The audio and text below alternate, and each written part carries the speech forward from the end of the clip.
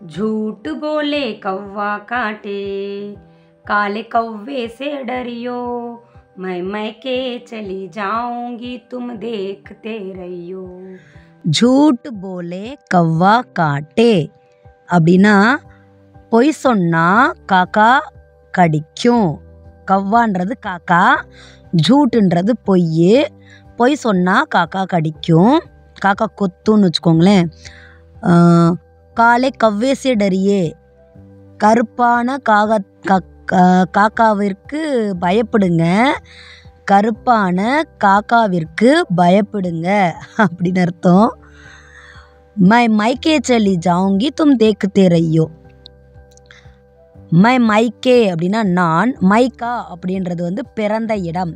பெண்களுக்கு பிறந்த இடத்தை மைக்கா அப்படின்னு சொல்லுவாங்க. அது ஒரு செயலை சேர்த்து வர்றதுனால தான் மைக்கே அப்படின்னு வருது. அதாவது நம்ம பிறந்த இடத்திற்கு அப்படின்றதுனால தான் அந்த மைக்கேன்னு வருது. தனியாக மைக்கா அப்படின்னா பிறந்த இடம், இடத்திற்கு அப்படின்றதால மைக்கே அப்படின்னு வருது. மைக்கே சலி ஜாவுங்கி தும் தேக்கத்தே ரஹியோ அப்படின்னா நான் பிறந்த இடத்திற்கு போயிடுவேன், நீ பார்த்துக்கிட்டே இரு, நான் பிறந்த இடத்துக்கு போயிடுவேன் அப்படின்னு அர்த்தம். அதாவது நீ பொய் சொல்கிற, காக்கா வந்து உன்னை கொத்தும், காக்காவுக்கு பயப்படு, நான் பிறந்த வீட்டுக்கு போயிடுவேன், நீ பார்த்துக்கிட்டே இரு. அதாவது ஹஸ்பண்ட் கிட்ட அப்படி வார்னிங் விடுறாங்க. ரஹியோ அப்படின்றது வந்து நார்மலாக பேச மாட்டாங்க, இது கிராமத்து மொழி. நம்ம ஊரில் கூட உசிலம்பட்டி, கொஞ்சம் அவுட்டர் ஏரியாவில் சின்ன சின்ன கிராமத்துலலாம் அங்கே இங்கே அந்த பக்கம் இந்த பக்கம் அப்படின்றதுக்கு அங்கிட்டு இங்கிட்டு அப்படின்னு சொல்லுவாங்க. அதை வந்து நம்ம புரிஞ்சுக்கிறோம் இல்லையா? அதே மாதிரி தான் இந்த ஹிந்தியும். ரஹியே தேக்தே ரஹியே அப்படின்றதுக்கு தான் ரஹியோ அப்படின்னு வருது. சேம் தான் அர்த்தம், பார்த்துட்டே இரு அப்படின்னு அர்த்தம். तू मैके चली जाएगी तो डंडा लेकर आऊँगा, मैं डंडा लेकर आऊँगा. तू डंडा लेकर आएगा तो कुएं में गिर जाऊँगी, मैं कुएं में गिर जाऊँगी. तू मायके चली जाएगी तो मैं डंडा लेकर आऊँगा அப்படின்னா நீ பிறந்த வீட்டிற்கு, அதாவது பிறந்த இடத்திற்கு போயிட்டேன்னா, சலி ஜாய்கித்தோ போய்விட்டால், நான், டண்டா அப்படின்றது கம்பு, லேக்கர் ஆவுங்கா கொண்டு வருவேன், தூ டண்டா லேக்கர் ஆயேகாத்தோ நீ, அதாவது அது பையன், ஆவுங்கா அப்படின்னு பையன் சொல்கிறான், இது பொண்ணு சொல்லுது. தூ டண்டா லேக்கர் ஆயேகாத்தோ நீ கம்பு எடுத்துகிட்டு வந்தா, மை குவே மே கிர் ஜாவுங்கி நான் கிணத்துல குதிச்சிருவேன் வரல, விழுந்துருவேன் வருது. குதிச்சிருவேன்னா வேற வார்த்தை வரும். கிரிஜாவுங்கி அப்படின்னு வந்ததுனால கிணத்துல விழுந்துருவேன் அப்படின்னு அர்த்தம். மே குவே மே நான் கிணற்றில், கிரிஜாவுங்கி விழுந்துருவேன். அந்த வித்தியாசத்தை பாருங்கள், பசங்களுக்கு எப்படி வருது, பொண்ணுங்களுக்கு எப்படி வருதுன்னு. நிறைய வித்தியாசம் கிடையாது. இங்கிலீஷ் வேர்டு, அந்த வேர்டில் வந்து ஐ வந்து கடைசியில் வந்துச்சுன்னா அது பெண்கள், ஏ வந்துச்சுன்னா அது ஆண்கள். சேனலுக்கு முதல் முறையாக வந்தீங்கன்னா சப்ஸ்கிரைப் பண்ணிக்கோங்க. வாரத்தில் 2 வீடியோ ஹிந்தி லேர்னிங் வீடியோ போட்டுட்ருக்கேன். நான் சரளமாக பேசுவதை தான் போட்டுட்ருக்கேன். உங்களுக்கு ரொம்ப ரொம்ப யூஸ்ஃபுல்லாக இருக்கும். என் சேனல் சப்ஸ்கிரைப் பண்ணி வச்சுக்கோங்க. ஸ்கிப் பண்ணாமல் பாருங்கள், கடைசி வரைக்கும் பாருங்கள். ஒவ்வொரு வேர்டுக்கும் நான் மீனிங் சொல்லுவேன். சரளமாக ஒருத்தருக்கு ஒருத்தர் பேசும்போது என்னென்ன வார்த்தைகள் வரும், அதுக்கு என்ன அர்த்தம் அப்படிங்கிறத ரொம்ப ரொம்ப தெளிவாக சொல்லி கொடுத்துட்ருக்கேன். நீங்கள் கவனமாக கேட்டுட்டு முயற்சி பண்ணிங்கன்னா கண்டிப்பாக நீங்கள் கற்றுக்கலாம். நிறைய பேர்த்துக்கு நான் கோச்சிங் கிளாஸ் எடுத்துகிட்ருக்கேன், அவங்களும் சூப்பராக கற்றுட்ருக்காங்க. உங்களுக்கும் ஆர்வம் இருந்துச்சுன்னா இந்த நம்பரில் மெசேஜ் பண்ணுங்கள். ஸ்போக்கன் கிளாஸ் மூலியமாக உங்களுக்கு நான் ஹிந்தி கற்றுக் கொடுப்பேன். என் வீடியோவை பார்த்தா ஹிந்தி வராது, அதை பேசினா தான் ஹிந்தி வரும். நான் கிளாஸில் சொல்லி கொடுக்கறது அதுதான். நான் பேச மாட்டேன், நான் பேசிட்டு நீங்கள் பேசுங்க, நீங்கள் பேசுகிறத நான் கேட்குறேன் அப்படின்னு சொல்லி நீங்கள் முயற்சி பண்ணுங்கள். உங்களுக்கு தெரியாத வார்த்தையை நான் சொல்கிறேன் அப்படின்னு சொல்லுவேன், நான் பேசுவேன், அதையே திரும்பவும் நீங்கள் பேசுங்கன்னு நான் சொல்ல வைப்பேன். அவங்கள திரும்ப பேச வைப்பேன். ஒரு தடவை வரலைனாலும் இன்னொரு தடவை சொல்லுங்கள் அதே வார்த்தையேன்னு சொல்லுவேன். அப்படி நம்ம ப்ராக்டிஸ் பண்ணுறதன் மூலியமாக ஹிந்தி நல்லாவே கற்றுக்க முடியும். நிறைய பேர் கற்றுக்கிட்டாங்க. இன்னும் சரளமாக, இன்னும் உங்களை மாதிரி ஸ்பீடாக பேசணும் அப்படின்னு சொல்லி கண்டினியூ பண்ணிகிட்ருக்காங்க. ஸோ உங்களுக்கும் ஆர்வம் இருந்தால் வரலாம். मैं रस्सी से खिंचवाऊंगा, मैं पेड़ पे चढ़ जाऊंगी.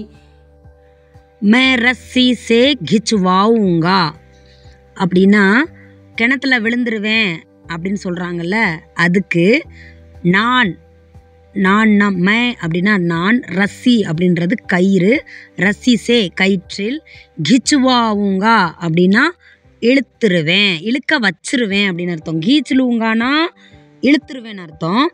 கிச்சுவாவுங்கா அப்படின்னா இழுக்க வைப்பேன், அதாவது மற்றவர்களை வைத்து கயிறை பிடிச்சி இழுக்க வச்சிருவேன் அப்படின்னு சொன்னால் கிச்சுவாவுங்கா அப்படின்னு அர்த்தம்.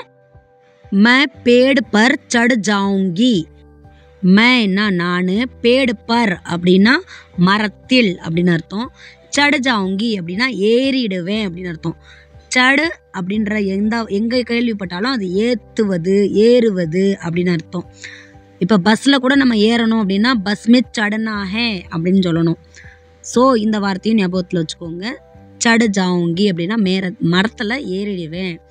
மே ஆரி சே கட்டுவாவுங்கா, நான் ஆரி அப்படின்னா ரம்பம், ஆரிசே அப்படின்னா ரம்பத்தில், கட்டுவாவுங்கா அப்படின்னா அறுக்க செய்வேன், மற்றவர்களால் அறுக்க வைப்பேன். கட்டுவாவுங்கா அப்படின்னா மற்றவர்களால் செய்ய வைப்பது, மற்றவரை வைத்து செய்ய வைப்பது. காட்டுங்கா அப்படின்னா நானே செய்கிறேன் அப்படின்னு அர்த்தம். இப்போ நான் வந்து வெட்டுறேன் அப்படின்னு சொன்னால் மே காட்டூங்கி, நான் லேடிஸ் அப்படிங்கிறதால காட்டூங்கி அப்படின்னு சொல்லுவேன். ஜென்ஸாக இருந்தால் காட்டுங்கா அப்படின்னு சொல்லுவோம். கட்டுவாவுங்கா அப்படின்னா வெட்ட வைப்பேன் அப்படின்னு அர்த்தம்.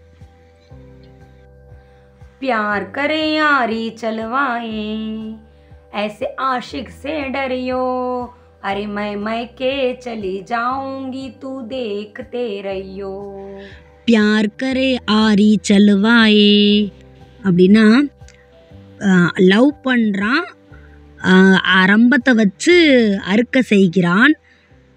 ஐசே ஆஷிக் சே டரியே, ஐசே ஆஷிக்னா அந்த லவ்வர், சே டரியே அப்படின்னா அந்த லவ்வருக்கு பயப்படுங்க அப்படின்னு அர்த்தம். டரியோ அப்படின்னா பயப்படுங்கன்னு அர்த்தம். ஏன்னா லவ்வராக இருந்து அறுக்க சொல்கிறானே, ரம்பத்தை வச்சு அறுக்க சொல்கிறானே மரத்தை, அப்படிப்பட்டவனுக்கு பயப்படுங்க அப்படின்னு அர்த்தம்.